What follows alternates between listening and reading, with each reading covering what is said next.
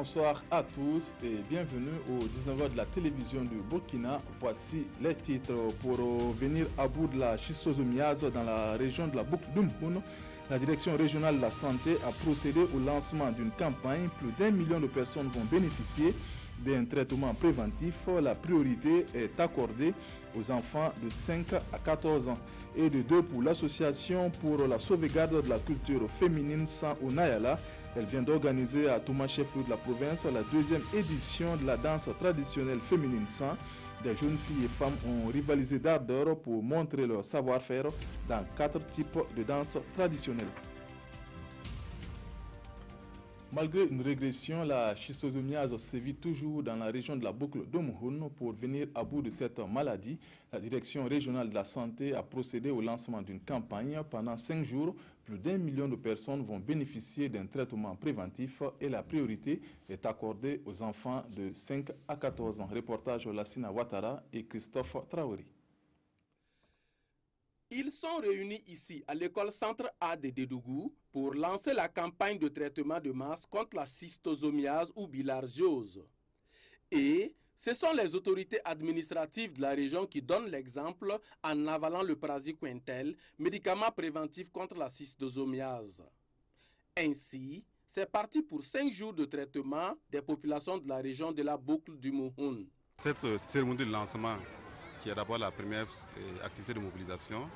Il est prévu également le traitement porte à porte. Nous allons passer dans chaque ménage de la région de la boucle du Mouhoun. Nous allons également passer dans les lieux publics, là où on peut trouver les populations, pour que chaque personne ciblée par cette campagne puisse prendre le traitement et pour que nous puissions être au rendez-vous. On a 2 cibles, des enfants de 5 à 14 ans et les personnes de 15 ans et plus. La région a enregistré une baisse en ce qui concerne cette maladie. De 2016 à 2017, le nombre de cas est passé de 801 à 677 selon les statistiques de la Direction régionale de la santé. Le secrétaire général du gouverneur exhorte les populations à faire de sorte que cette campagne soit une réussite. Donc nous demandons à ce que les agents de santé qui vont passer de porte en porte, qu'ils soient bien accueillis et que les produits qu'ils donnent aux gens, qu'ils puissent les accepter et qu'ils puissent les avaler parce que ça va de leur santé. Durant la présente campagne, ce sont plus d'1 million de personnes qui seront traitées gratuitement. Fini les longues distances pour les populations de Koroma pour rejoindre une formation sanitaire. Ce village vient d'être doté d'un CSPS, Centre de santé et de promotion sociale. L'inauguration a eu lieu ce 7 mai en présence de Karim Ilboudo et de Kadou Romenki. Ils sont nombreux à faire le déplacement de Koroma, un village situé dans la commune rurale de Satiri. Une mobilisation sociale des grands jours et au rythme de l'hymne national pour célébrer l'acquisition de ce centre sanitaire au profit des populations de Koroma. Nous avons eu ce CSPS et nous sommes contents. Nous allons bien l'entretenir pour notre progéniture.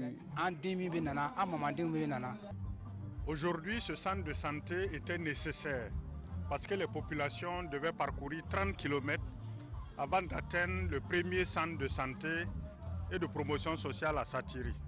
Le joyau, composé d'un centre de santé et de promotion sociale et d'une maternité, réalisé à hauteur de 96 800 000 francs CFA, est le fruit d'un partenariat tripartite entre l'État burkinabé, la coopération luxembourgeoise et l'OCADES, l'Organisation catholique pour le développement et la solidarité. Entre les partenaires Chrétiens pour le Sahel et nous avons cotisé, je dirais ensemble, 97% de cette somme. Et le village à 3%. Parce que nous connaissons la réalité du village. Cette cérémonie a également été mise à profit pour la pose de la première pierre de 2 logements destinés au personnel de santé. Cap sur la ville de Sia, le 7e arrondissement de cette commune a tenu sa première session extraordinaire de l'année. Le point principal à l'ordre du jour, l'examen et l'adoption du budget supplémentaire pour cette année 2018. Lamine Karantao, Mireille Carole Tougouma. Première session extraordinaire 2018 de l'arrondissement 7 de Bobo-Dioulasso. Ces élus locaux statuent sur 5 points à l'ordre du jour. Le plat de résistance qui est l'examen et adoption du budget supplémentaire gestion 2018. Et également, au-delà de ça, il y aura la signature des conventions avec notamment la Fondation pour les œuvres humanitaires au Burkina Faso. Il y aura le déclassement d'une réserve administrative au profit de l'Union nationale des fondateurs d'établissements privés laïcs qui veulent ériger une bibliothèque numérique pour le compte de la commune de Bobo-Dioulasso. Il y a également aussi le retour effectivement d'une motion de défiance qui avait été lancée dans cet arrondissement-là et la tutelle nous a écrit pour annuler la motion. Nous allons également aussi échanger autour de cette question et tirer effectivement les enseignements. Des échanges que la commune veut fructueux, toute chose qui permettra la bonne marche de ses activités.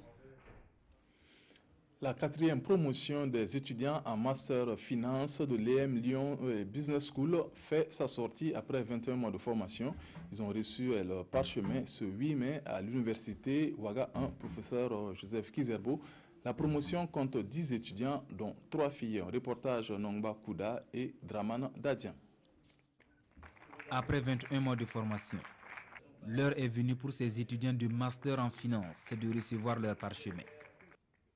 Tous ont été formés ici à l'université Ouaga 1, professeur Joseph Kizerbo, grâce au partenariat avec l'EM, Lyon Business School. Des hommes et femmes qualifiés prêts à mettre leur savoir-faire au service du développement. Mais l'idée, c'est de fournir une formation complète en finance, une formation avec des examens qui sont les examens qui sont passés à l'université, à l'EM Lyon, partout. Donc c'est vraiment la même formation que ce qu'ils auraient eu en France s'ils faisaient un Master Finance. Cette formation est une opportunité parce qu'elle me permet d'utiliser les connaissances de façon plus précise aujourd'hui dans les réalités que je rencontre, d'être beaucoup plus efficace dans le traitement des dossiers, etc. C'est créer un cadre qui nous permette de créer, de développer et de pouvoir aussi faire valoir nos compétences. Persévérance et travail dans l'honneur. Voilà quelques conseils prodigués par le représentant du parrain. C'est l'heure de continuer de donner l'exemple et surtout retenir les 2 proverbes que j'ai donnés là, c'est-à-dire cultiver l'honneur. Cultiver l'honneur, c'est rester humble et surtout chercher toujours à briller et à ne pas décevoir son entourage. Désormais en quête d'emploi, ces nouveaux diplômés comptent sur l'État et les chefs d'entreprise pour leur insertion professionnelle. À Niangoloko, il est question de formation sur l'animation en bibliothèque. L'objectif de cette activité, renforcer les capacités d'acteurs culturels pour plus d'efficacité sur le terrain. Une formation qui entre dans le cadre des journées littéraires du réseau Ouest de lecture publique. Reportage Lamine Karantao et Ahadi Sandamba. Venus d'une quinzaine de centres de lecture publique et d'activités culturelles CELPAC du Burkina Faso, ces hommes et femmes sont ici à l'école de l'animation en bibliothèque. Un atelier qui se tient en faveur des journées littéraires du réseau Ouest de lecture publique Joliro 2018. Objectif, rendre ces cadres culturels encore plus attractifs au service de l'éducation de la jeunesse. De manière générale, on pense que c'est uniquement la lecture qui se fait dans les CELPAC, mais il faut aussi voir que nous avons de l'animation culturelle. Et les animateurs de ces CELPAC-là n'ont pas souvent l'occasion d'être formés en action culturelle.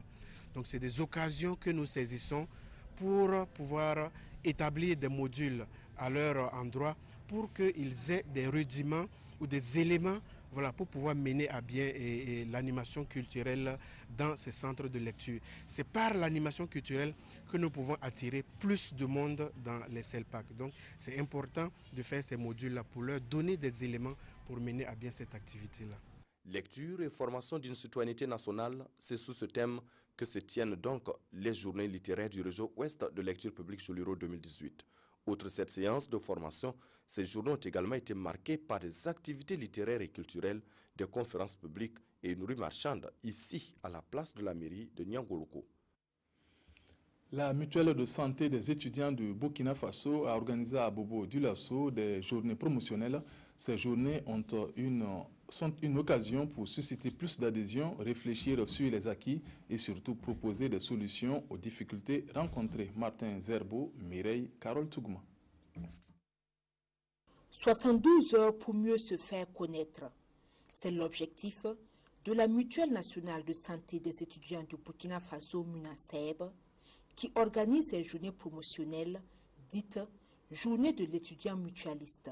C'est une occasion pour susciter plus d'adhésion au sein de la MUNASEB.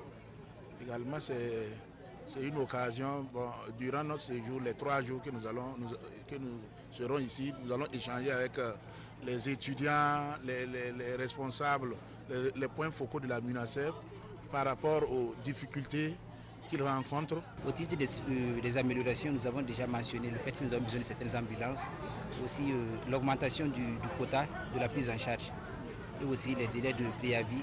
Voilà, parce qu'une fois qu'on adhère en tant qu'étudiant, on a droit à 1 mois pour le décès d'abord. Nous avons demandé à ce qu'on supprime le délai de préavis. Et aussi par rapport à certaines autres choses aussi, nous avons eu à manifester des inquiétudes. À ces difficultés, les autorités présentes promettent des mesures adéquates. Ces préoccupations seront relayées vers qui de droit pour qu'elles puissent être prises en compte assez rapidement dans l'intérêt effectivement de tous les acteurs de la Mutuelle nationale de santé des étudiants et dans l'intérêt aussi des étudiants.